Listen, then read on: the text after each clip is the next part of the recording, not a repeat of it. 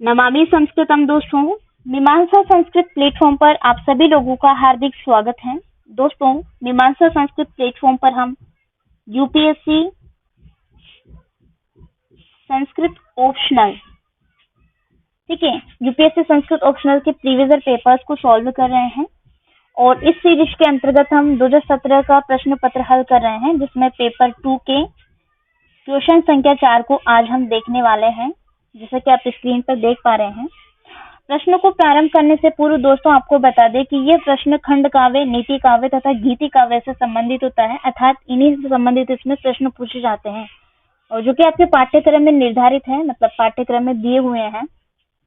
ठीक है, तो प्रश्न को प्रारंभ करने से पूर्व आपको ये बता दें कि इसमें से मूलतः 3 प्रश्न पूछे जाते हैं और ये प्रश्न आपको संस्कृत भाषा में प्रेजेंट करना होता है। हालांकि ये प्रश्न ऑप्शनल होता है, तो आप इसको छोड़ भी सकते हैं और आप चाहें तो इसको कर भी सकते हैं। ठीक है, तो चलिए बिना किसी विलंब के हम प्रारंभ करते हैं। इसमें प्रथम प्रश्न है, विप्रलंब श्रृंगार वर्णने मेघदूतस्य आदर्श रूपता यक्षस्य मनोलोकस्य च आलेख्यम अपूर्वम। अर्थात विप्रलंब श्रृंगार वर्णन में मेघदूत की आदर्श रूपता और यक्ष का मनोलोक्य आपको इस प्रश्न में बताना है। जैसा कि प्रश्न को पढ़ने से ही ज्ञात हो रहा है कि प्रश्न आपका मेघदूत से संबंधित है। ठीक है, मेघदूत महाकवि कालिदास जी का खंड काव्य है। जैसा कि मैंने आपको बताया कि प्रश्न संख्या 4 में मूलतः खंड काव्य, गीति काव्य और नीति काव्य से संबंधित प्रश्न होते हैं। तो ये प्रश्न मेघदूत नामक खंड काव्य से है। इस प्रश्न के अंतर्गत आपको जो मेघदूत है उसकी आदर्श रूपता और यक्ष का मनोलोक बताना है। ठीक है, तो 2 चीजें आपको बतानी है और खंड काव्य विप्रलंब श्रृंगार पर आधारित है। तो आप जैसे स्टार्टिंग में लिख सकते हैं कि मेघदूत कवि कालिदास रचित एक खंड काव्य है। ठीक है, जैसे 2 प्रकार के काव्य बताए जाते हैं प्रबंध काव्य के अंतर्गत। एक तो होता है खंड काव्य और एक होता है महाकाव्य। ठीक है, तो ये 2 प्रकार के काव्य होते हैं प्रबंध काव्य में।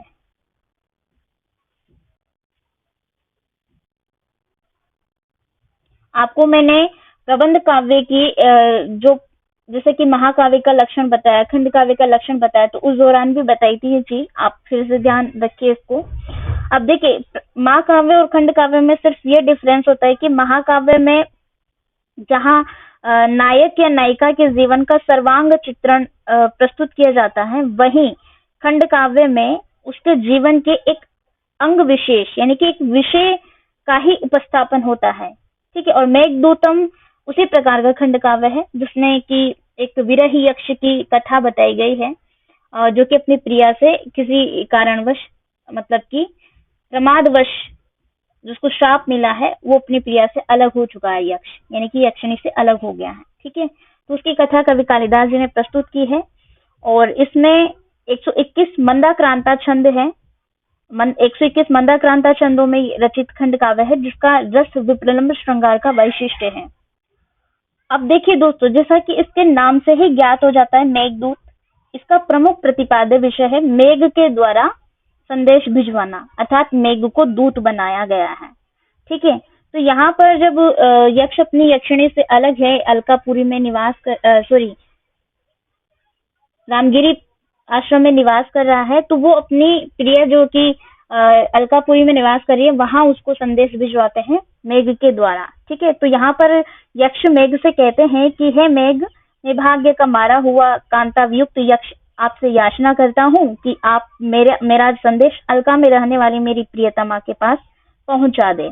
आप उच्च कुल में उत्पन्न हैं तथा इच्छानुसार रूप धारण करने में भी सक्षम हैं, तो इसीलिए मेरा ये विश्वास है कि आप अपनी गरिमा का ध्यान रखते हुए मुझे संतप्त को सहारा अवश्य देंगे। आप जब आकाश मार्ग में आरूढ़ होंगे तो वियोगिनी अपने पति के आगमन की आशा में आपको उत्कंठित होकर देखेंगे, क्योंकि वर्षा ऋतु के मेघ को देखकर ऐसा कौन पुरुष होता है जो अपनी तड़पती हुई पत्नी की उपेक्षा कर सके। ठीक है, तो ये यहाँ पर इस प्रकार से वो उनको अपने अनुकूल बना रहा है, यक्ष मेघ को अपने अनुकूल बना रहा है। और इसमें एक बहुत ही सुंदर प्रसंग आता है, मैं आपको बताऊंगी यक्ष के मनोलोक के विषय में। मेघदूत की आदर्श रूपता क्या है, इस प्रसंग में आप देखिए। अब इसी क्रम में क्या है, जैसा कि आपको ज्ञात है, मेघ के 2 भाग हैं, पूर्व मेघ और उत्तर मेघ।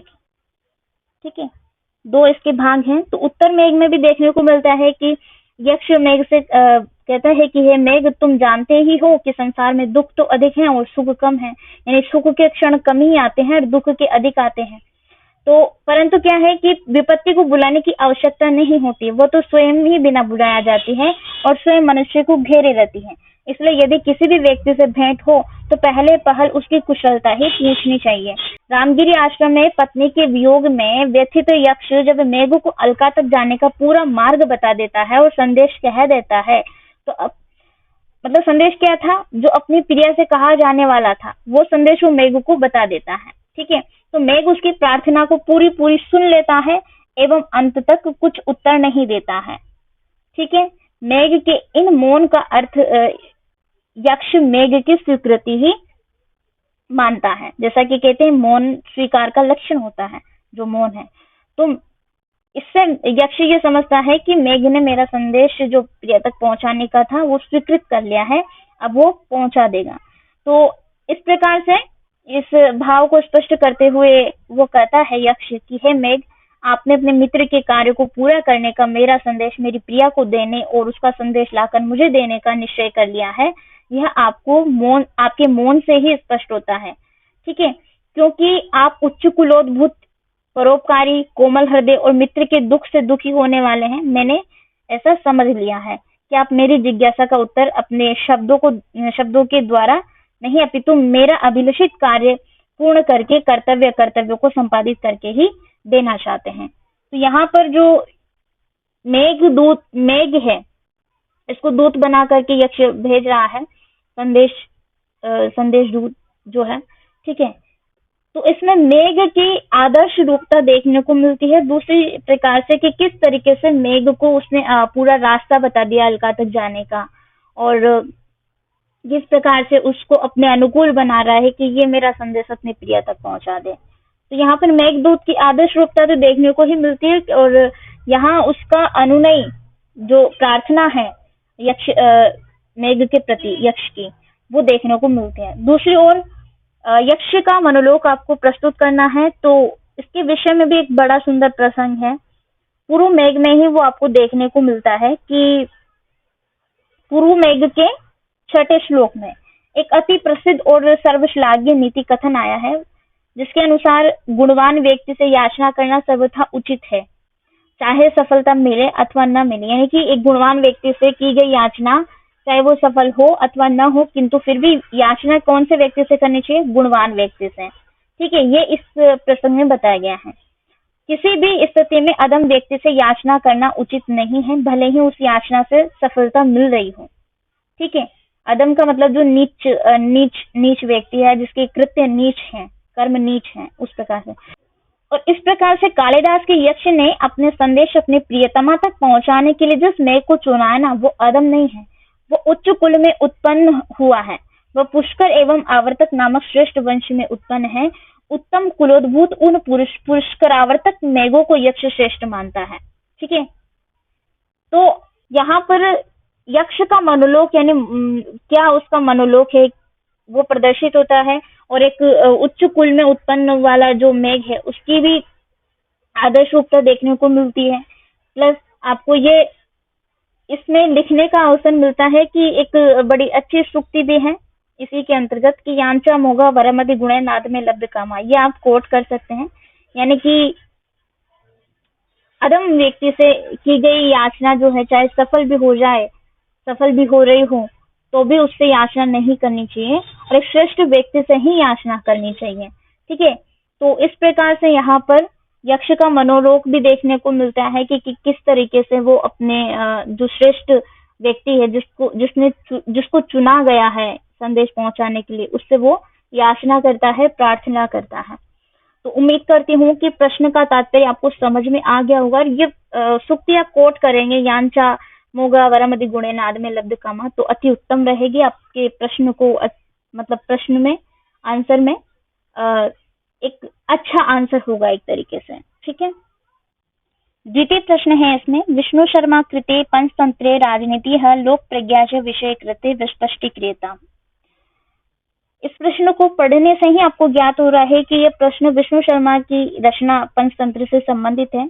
और प्रश्न का तात्पर्य यह है कि विष्णु शर्मा, यहाँ पर शर्मा कर लीजिएगा, ठीक है, विष्णु शर्मा द्वारा रचित पंचतंत्र में राजनीतिक और लोक प्रज्ञा इस विषय पर आपको उत्तर प्रस्तुत करना है।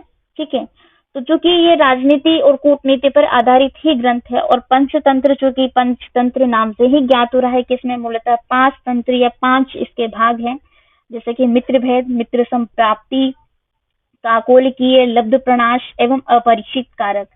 ठीक है, तंत्र का अर्थ है नीति युक्त या शासन विधि, नीति युक्त शासन विधि, ऐसी शासन विधि जो नीति, कूटनीति या राजनीतिक तरीके से होती है। ठीक है, वो सिस्टम होता है। और पंचतंत्र एक ऐसा ग्रंथ है जिसमें नीति युक्त शासन विधि के 5 तंत्र बतलाए गए हैं। ठीक है, पंचतंत्र की विशेषता यह है कि इसकी प्रत्येक कथा एकदम शिक्षाप्रद है और इसकी कहानियां एक दूसरे के साथ कड़ी से कड़ी जुड़ी हुई हैं। ठीक है, देखिए अब इसमें जैसे कि 5 तंत्र हैं, तो पांचों तंत्रों में ऐसी कूटनीतिक शिक्षा प्रदान की गई है और ऐसी शिक्षा प्रदान की गई जो हर बच्चे से लेकर बूढ़े तक सभी के लिए अच्छी मतलब कहानियां हैं एक तरीके से। ठीक है, इसीलिए ये सर्व मान्य भी है, सर्व स्वीकृत है, लोक में स्वीकृत है। ठीक है, और राजनीति और कूटनीति पर आधारित ये कहानियां हैं और इनसे यह शिक्षाएं मिलती है कि आप अपने जीवन में जो कार्य हैं, जो भी आप कर रहे हैं, उनको किस तरीके से आप कर सकते हैं। ठीक है, तो वो शिक्षा भी आपको इसमें मिल जाती है। अब देखिए इसमें राजनीतिक और लोक प्रज्ञा का क्या तात्पर्य है। देखिए पंडित विष्णु शर्मा ने अपने कौशल से पंचतंत्र में गागर में सागर भर दिया हो ऐसा कार्य कर दिया है। क्योंकि पंचतंत्र ऐसी कृति है जिसकी भाषा एकदम सरल, नीति परक, मौलिक शैली व विशेषता के कारण इस ग्रंथ को न केवल भारत में अपितु विश्व भर में अत्यधिक लोकप्रियता प्राप्त हुई है। ठीक है, यह नीति कथाओं का प्रतिनिधित्व ग्रंथ है और लोकप्रियता में यह बाइबल के समान माना गया, यानी कि बाइबल के बाद यह ग्रंथ दूसरा आ जाता है। ठीक है, विश्व के भिन्न भिन्न स्थानों में इसका अनुवाद भी किया गया है और इसमें पंडित विष्णु शर्मा ने अपने कौशल से ऐसा कार्य कर दिया है कि जैसे कि जीवन के उतार चढ़ाव को कवि ने बखूबी इसमें दिखाया है। पंडितों का प्रपंच, स्त्रियों की छलना, सेवकों का कपट, दूतों की चाटुकारिता, राजाओं की मूर्खता। ठीक है, इन सभी पक्षों पर कवि ने बड़ी गहरे से अध्ययन किया है तथा उसे आवश्यकता के अनुसार अपने इस ग्रंथ में प्रस्तुत किया है। पंचतंत्र का मुख्य भाग जो है वो गद्यात्मक है, कथाएं गद्य में ही है, किंतु कहीं पर पद्य भी हैं, प्रयुक्त किए गए हैं। ठीक है, तो वस्तुतः कथाएं जो है वो मुख्य रूप से इन पद्यों के द्वारा व्यवहार कौशल देना है, लेखक का उद्देश्य रहा है। और पंचतंत्र का गद्य सरल, प्रवाहपूर्ण तथा विषय को स्पष्ट करने में पूर्ण समर्थ है। भाषा की सुगमता अत्यंत आकर्षक है। सुगम तथा रोचक कथाओं की प्रस्तुति में ही राजनीति और दैनिक व्यवहार की जो शिक्षा मिलती है बड़ी कुशलता से कवि के द्वारा दी गई है। ठीक है, प्रत्येक जो वाक्य है इसका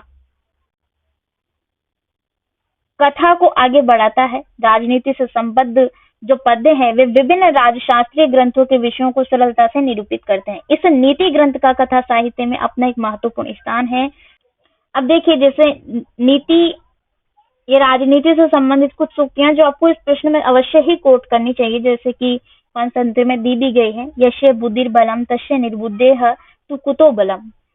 बली वही है जिसके पास बुद्धि बल है। ठीक है, तो यहाँ पर शरीर से बल पर जोर नहीं दिया गया है, अपितु बुद्धिमान व्यक्ति वही होता है जो बुद्धि से बली हो। ठीक है, न कि शरीर से। ठीक है, निर्बुद्धेह तो कुतो बलम, और निर्बुद्धि जिसके पास बुद्धि ही नहीं है तो वो कैसा बलवान।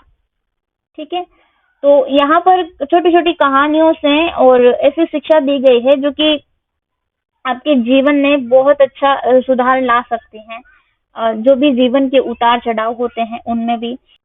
अब देखिए इस ग्रंथ में एक जो विशेष बात आपको देखने को मिलती है वो यह है कि इसमें कोई भी इंसानी पात्र नहीं है। सारी पात्रता पशु पक्षी और जानवर के द्वारा यहाँ पर कवि के द्वारा प्रदर्शित की गई है, प्रस्तुत की गई है।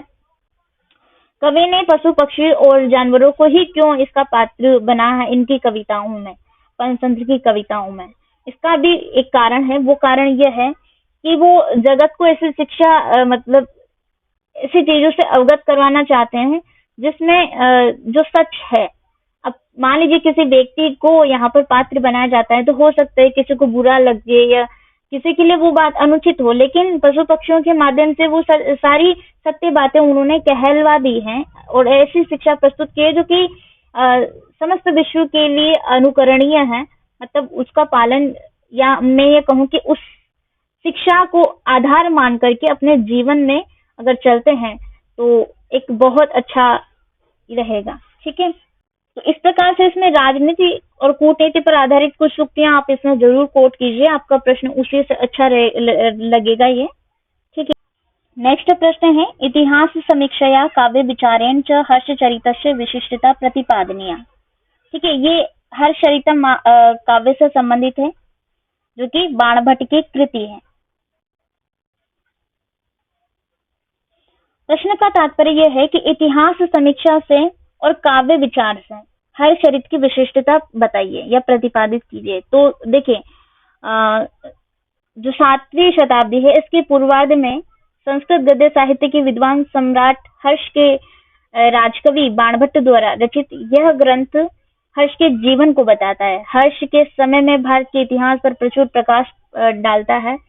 हर्षचरितम बाणभट्ट का एक ऐतिहासिक काव्य है, ठीक है, जिसे बाण ने आख्यायिका की संज्ञा दी है। यह आख्यायिका के अंतर्गत आने वाला काव्य है, गद्य कृति है, 8 उच्चासों में विभक्त है। इस आख्यायिका में बाणभट्ट ने स्थानीश्वर के महाराज हर्षवर्धन के जीवन चरित्र का वर्णन किया है, जैसे कि नाम से भी ज्ञात होता है हर्षचरितम, तो जिसमें राजा हर्ष की कथा बताई गई है। और इसमें जैसे कि 8 उच्छ्वास है, तो आरंभिक 3 उच्छ्वासों में बाण ने अपने वंश तथा अपने जीवन वृत्त सविस्तार वर्णित किया है। पूर्व में इसने 21 पद्यों के माध्यम से वंदना मतलब मंगलाचरण प्रस्तुत किया है। फिर अपने पूर्ववर्ती कवियों का के विषय में उन्होंने बताया है, उनका वर्णन किया है। ठीक है, इस प्रकार से इन्होंने अपने जो वंश परंपरा है, वंश कहाँ से जो रहे हैं, संबंधित हैं, तो उसके विषय में भी इन्होंने प्रथम 3 पद्यों के अंतर्गत ये सारी चीजें बताई हैं। ठीक है, और हर्षचरितम की वास्तविक कथा तो हमें चतुर्थ उच्छ्वास में ही देखने को मिलती है, वहीं से प्रारंभ होती है, जिसमें कि हर्षवर्धन के वंश प्रवर्तक पुष्पभूति से लेकर सम्राट हर्षवर्धन के ऊर्जस्व चरित्र का उदात्त वर्णन किया गया है। हर्षचरित जो है, इसमें ऐतिहासिक विषय पर गद्य काव्य लिखने का प्रथम प्रयास कवि के द्वारा किया गया है। ये इस ऐतिहासिक काव्य की भाषा पूर्णतः कवित्वमयी है। हर्षचरित एक शुष्क घटना प्रदान इतिहास नहीं, प्रत्युत विशुद्ध काव्य शैली में उपन्यस्त वर्णन प्रदान काव्य है।